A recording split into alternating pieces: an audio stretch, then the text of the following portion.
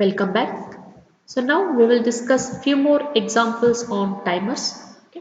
So now this is the one more example where the statement is assume the XTAL is equal to 11.0592 megahertz. So again crystal frequency they are going to use is 11.0592 megahertz. So what value do we need to load in the timer register if you want to have the time delay of 5 millisecond? If you see the previous one, we only assume that the initial count must be like this. So using that initial count, we are going to get some time delay of some millisecond. But in this question, already time delay is given. So using this time delay, you have to find the initial count. You can't assume the initial count here because they told you have to get 5 millisecond of time delay. Okay, so to get 5 millisecond of time delay, using this time delay, you have to find first what is the initial count to be loaded in TH and TL. Show the program for timer 0 to create a pulse width of 5 millisecond in port 2.3. So whatever the waveform you are going to get for 5 millisecond, that waveform must be showed in P2.3. Okay, it must be displayed on port 2 of third bit. So now before writing the program, first you have to calculate the initial count for this 5 millisecond of time delay. So you know that since XTL is 11.0592 megahertz, that is a crystal frequency, the counter counts up every 1.8051 microsecond. So when you divide this crystal frequency by 12, you are going to get some 900 something timer frequency. Then you do 1 divided by that, you are going to get the time, that is 1.085 microsecond. Then this means that out of many 1.8051 microsecond intervals, we must make a 5 millisecond pulse. Okay, using this value, you have to make a 5 millisecond pulse. So to get that, we divide one by the other. Okay, so we need 5 millisecond divided by 1.085 microsecond, so that you will get 4608 clocks. So whatever the time delay is given in the question, that is 5 millisecond, 10 millisecond. So in this example, it is 5 millisecond. So take that 5 millisecond and divide it by 1.085 microsecond. See to that the crystal frequency must be 11.0592 megahertz. Then only you can divide it by 1.085 microsecond. If it is a 22 megahertz, then the period will be different. So time delay is given 5 millisecond. Divide the time delay by 1.085 microsecond. So you are going to get the clocks, that is 4608. Then to achieve that, we need to load in to TL and TH value. So here they calculated in terms of decimal. So the maximum decimal value is 65536 minus clocks, number of clocks, that is 4608. You are going to get EE00 in terms of hex. So now this is a count which you are going to load in TH and TL to get a time delay of 5 millisecond. So now it is a 16 bit where lower 00 byte you are going to store in TL and the higher byte EE is you are going to store in TH. So in some example, you have to assume the initial count, and in some example the time delay will be given. From that time delay you have to find the what is the initial count to be loaded in TH and TL register. So how to find 5 millisecond divided by 1.085 microsecond when crystal frequency is 11.0592 megahertz. So you will get in terms of clocks. Then subtract that with 65536. So you are going to get the initial count. So load that lower byte in TL and higher byte in TH. Then programming part is very simple, as you know. So here they wrote first they are going to clear that P2.3 because they told to display on P2.3. So by initially I told all bits of ports are high, means all are 1 1 1 1. So they are going to clear only the third bit of port 2 so that it becomes 0. Then in the question itself they given that you have to use timer 0, but mode is not given. So now just now I completed with mode 1, so I'll take mode 1 only. So I'm going to select mode timer 0 and mode 1 so that the value is 0 1. So 0 1 I'm going to load in tmod register. So once the tmod register is loaded with 0 1, then I go for loading the initial count in TL and TH0. So TH, so count you got EE00. So I am going to load EE in TH0 and 00 in TL0. This is my initial count to get 5 millisecond of time delay. Then I will start the port P2.3. Then I will start the timer. So once the timer is start, you have to monitor TF flag until it becomes 1. So it will be in the same loop because TF is equal to 0. So when it becomes 1, when E is 0, 0, when it reaches to FF, until then TF is equal to 0. When it roll over from FF to 0, 0, 0, TF flag becomes 1. So how the counting, when you start the timer, how the count starts, EE is 0, 0, next it becomes EE 0, 1, EE 0, 2, so on up to FF. Until then TF flag will be 0, that only you have to monitor. Once TF flag becomes 1, so when TF flag becomes 1, when FF rolls over to 0, 0, 0, TF flag becomes 1, then you have to stop the timer, then you have to clear the timer flag. Okay. So if you execute this program, you are going to get a time delay of 5 milliseconds. So let us take next example. Assume that XTL is 11.0592 megahertz. Write a program to generate square wave of 2 kilohertz frequency on P1.5. Okay. So here, where in previous example milliseconds were given, time delay were given. So using that you calculated the initial count. So here the frequency is given. Okay. So frequency is given. Using this frequency, you have to find the initial count, and that initial count you have to load in TH and TL register.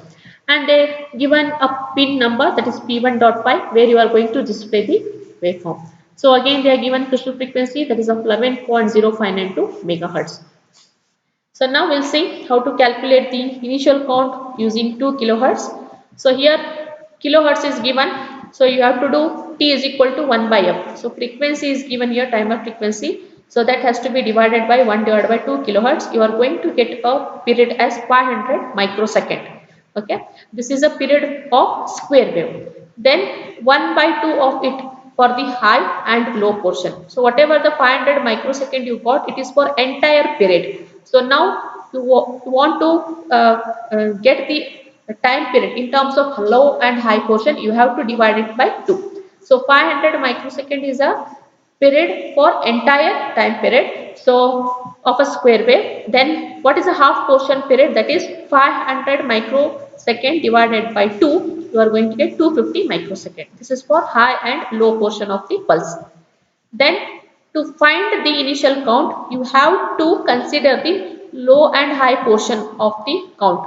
So if you take 500 microsecond, then you calculate the count, you are not going to get the waveform for 2 kilohertz because come from the beginning. So you will take the frequency, you will calculate the time period, and that the time period you are going to get for low and high portions of the pulse. Then you multiply with 2. Same thing here also you have to do reverse. So here whatever the frequency is given, it is for entire period. So when you do 1 by 2 kilohertz, you are going to get 500 microsecond.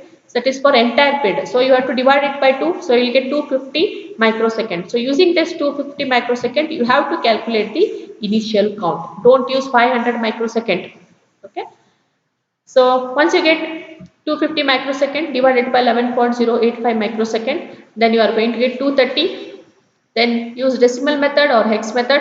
So 65536 minus 230, you are going to get 65306, which is in hex is FF1A hex. Okay. Then 1A is a lower byte, that is going to be loaded in TL, and FF is a higher byte, that is going to be loaded in F. So again I will tell that whatever the frequency is given in the question, it is for entire period. It's not for high and low portion of the pulse. So once you calculate the T value for that frequency by doing 1 by 2 kilohertz, you are going to get the time period of entire square wave, entire cycle. So don't use this entire period to calculate the count. So you have to take only half portion of that period. So when you do divided by 2, you are going to get the half portion of that period, that is 250 microsecond. Using that, you have to find the initial count, so that you will get 1A FF. That is FF1A. 1A will be lower byte, it will be stored in TL. FF is a higher byte, that will be stored in TH. And this is the following program. So here they are using timer 0 and mode 1. So that's why T mod is equal to 1. Then they are going to initialize the with initial count. So FF in TH and 1A in TL. Okay. So I think here they used a timer 0, but here the register they wrote as 1 1. So you have to correct that. Write move TL 0 comma hash 1A. Okay, so there's some mistakes in this instruction. So because here you declared it as a timer 0 16-bit mode, so here they are selected by putting 0 1 timer 0 and mode 1, but here they wrote instructions for timer 1. Okay, so instead of TL1 it has to be TL0.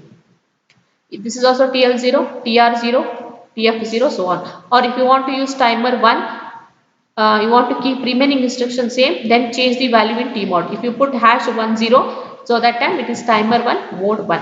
Okay, so let us take timer 1. So instead of 01 it is 10, so I will not correct the remaining instructions. So in a lower byte of timer 1 it has to be 1A, and in a higher byte of the timer 1 it is FF. Then start the timer, monitor the timer flag, and after when it rolls over, clear the timer, then clear that P1.5. So they told to display the square wave in port 1 of 5th bit. Then load 0 in TF flag. Then again you have to continue this program is write S jump, short jump again. Again you are going to load with new value, you can do it, or you can do with same initial value, you can do it. This is one more example for same push loop frequency where you are using 50 kilohertz. Again, this is a 50 kilohertz of that timer frequency. So do 1 divided by 50 kilohertz. You are going to get 20 millisecond. This is a 20 millisecond is the entire period of the square wave. So to calculate the initial count, you have to divide this 20 millisecond by 2 to get high and low portion of that pulse. So 20 millisecond divided by 2 means it is 10 millisecond. So using this 10 millisecond, find the initial count. So 10 millisecond, first it has to be divided by 1.085 microsecond, so that you will get 9216. Then apply decimal method 655, any method you can apply. 65536 minus 9216. You are going to get a value 56320 in decimal. Then convert it to hex, you are going to get DC00. So 00 is a lower byte that is going to be stored in TL, and 00 is a lower byte that is going to be stored in TL, and DC is a higher byte that is going to be stored in TH. Here you can see, and this is a program. Here they loaded 10, means they are using timer 1 mode 1. So first they loaded the initial value, DC they loaded in TH, and 00 they loaded in TL1. Then they started the timer. Then they are going to monitor the TF flag until it becomes 1. Once it becomes 1, stop the timer, then clear the port, and then start again. Okay. Then one more instruction you have to write, that you have to load TF1 is equal to 0 by adding the instruction called CLR TF1. So next example is examine the following program and find the time delay in seconds. Exclude the overhead due to instruction in the loop. Okay, so here you have to exclude the overhead, means you have to not include the machine cycle. So using the initial count, you have to find the how much delay it consists. Okay, so this is another program where you can see move R3 comma hash 200. So this is a decimal value. So when you convert it 200 to hex, it is a C8. Okay, so it is nothing but a counter. Okay, initialization of the counter. Suppose you want a more delay, so that time you have to go for initialization of the counter. So when in previous example there is no more delay, it's consisting of less delay. So that's why there is no initialization of the counters. Suppose you want more delay in your program, then go for initialization of the counters. So first is tmod #10, means timer 1 mode 1 is selected. Then before loading the value in TL and TH, you have to initialize the counter, say 200. In hex it is C8H. Okay. So until C8H is go on decrementing until it becomes 0, it will be in same loop. So now initial count, let us take a random initial count 0 1 0 0 8. So that will be loaded, higher byte is loaded in TH1 and lower byte is loaded in TL1. Then start the timer, monitor the TF flag. Once it becomes 1, stop the timer, load the 0 in TF flag, and decrement 1 count. Okay. So now count is there, you want a more delay, then the count you have to write. Okay, so in the I declared the count in R3 register. So after stopping the timer and loading 0 in TF, I have to decrement count by 1. So now they to decrement they use the instruction called DJNZ. First it will decrement the value in R3. So C8 becomes C7, Okay, C8 becomes C7, means hex value of 200.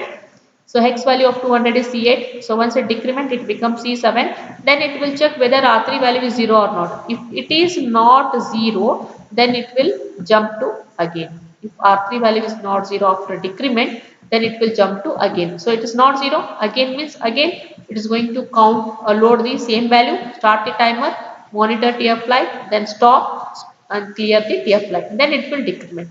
So this will be in the 0 until R3 becomes 0. Okay. So in order to get a more delay, okay, in the program, include counter. So how to include counter? Use any register from R1 to R7. So here in this example they used a register called R3 and they put it a count value as 200. So here in front of 200 hex is not there, so it is 200 is nothing but a decimal value. So when you convert it to hex, it is a C8. Okay, it's go on decrementing from C8, C7, C6 to 00. So once it reaches to 00, it will stop the execution. So now initial value which is loaded in TH and TL is 0108. So convert it to hex, it is 264. Okay, and then subtract that with 65536. So you are going to get 65272. So now 65272 is multiplied with 11.085 microsecond because same crystal frequency they are using 11.0592 megahertz. So you are going to get 70.820 millisecond. Okay, and here you included the count. So this is 70.820 millisecond is a time for one count. Okay, but here you included 200 count, so you multiply 200 into 70.80 millisecond, so you will get the seconds for that count, that is 14.164024. Okay. So now initial count is 0108, converted to decimal 264, subtract with 65536, you are going to get 65272. Now multiply with 1.085 microsecond, you are going to get 70.820 millisecond. So this is for only one count. So here you declared count as R3, 200 means C8. Okay, then that also has to be included while calculating the time delay. So multiply 200 into 70.820 millisecond, so that you will get 14.164024 seconds for this particular program. This is a time delay for this particular program in seconds.